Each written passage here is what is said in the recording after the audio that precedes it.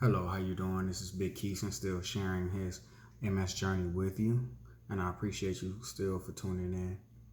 I know I've shared with the feelings that I had as a husband, as a father, as a man, as a black man. Um, it was really tough for me, and I've described that in many videos. And I've described what I felt, the support that my wife showed me. But I feel it's better if you hear it from her what she was thinking during that time. So with that, I'd like to introduce my wife, Shauna. Hey. Yeah, all right. Um, yes, I know she's beautiful, but with that, I just want to know, when you seen your husband, that magnificent specimen of a man. uh, but seriously, when I was diagnosed with multiple sclerosis, how did you feel as a wife? I think at first, you have that, almost like motherly, maternal instinct to try to, take over everything, kind of put on, superwoman cape. And Mm-hmm. it's like, oh, I'll step up and, do above and beyond just to make sure that you're okay. Mm-hmm. And then that panic mode, once it settles in, kind of sinks in, like, oh my gosh, like, well, something does happen to you and I have to kind of take over everything. And then our son at the time was maybe 7 months old when we found out. So, and then we also relocated to a whole different state and just dealing with, having a brand new family or addition to the family, then living 800 miles away from family, and then dealing with all the medical treatments. It's a lot for one person to take on. So just kind of reminding myself that I have to be strong, but also take care of me so I can take care of everyone else. Because I don't care how strong you are or how positive you are, you have those moments where when you see your husband in pain and you ask him if something that you can do to help him and you can't help him, it's kind of like you feel helpless and you kind of feel like there's nothing else you can really do to contribute in any way. But you just have to kind of remind yourself and remember, like, if I'm having a bad day, I can only imagine what he's going through. So don't put any additional burdens on him. Just be that rock for everybody and lead by example. I know there was a time in the beginning where I know they were telling you about exercise and eating healthy, and I was kind of saying the doctors say you want to change some things in your diet, and you were a little, you were a little resistant.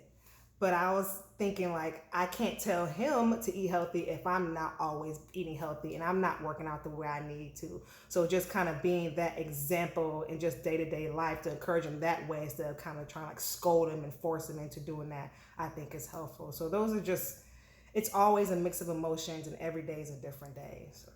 So you kind of highlighted that at the time our son was very young. As far as me having MS and us having a son, what went through your mind about that?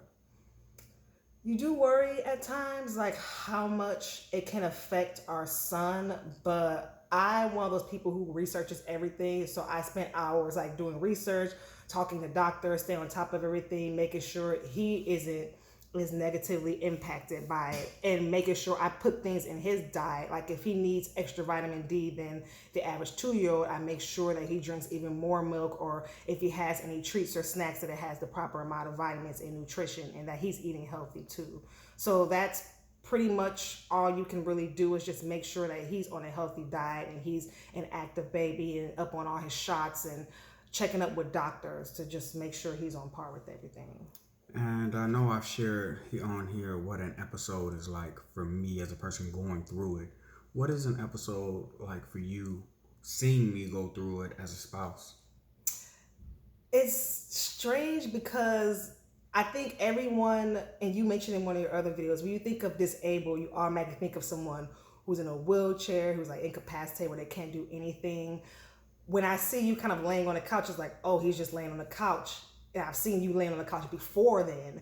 But then it's hours later, 10 hours later, you still haven't got up, and it's kind of it registers in your head he's really going through an episode, and just still be supportive. And there's nothing if you can really do. Whereas if the baby's crying, or if I have a headache, it's like I have to push through and pull through for that. And it's really complex with MS because whereas something that may be more physical, like let's just say like he broke his leg and he needs an ice pack for it, with MS it's so like neurological. You can't really do anything as a mate but just make sure that he's staying healthy, maybe give him massages when he wants to, or just make sure like he's taking like warm baths every week or so just to like calm down and relieve. But it changes every other day, so just being more of a support system and being encouraging and knowing that if he's going through stuff, being there, but also making sure you give him that space to kind of process what he's going through is kind of like the best thing you can do, because it's a lot more complicated than other diseases that I've known. People even in my family or friends have went through. He has variations of emotions.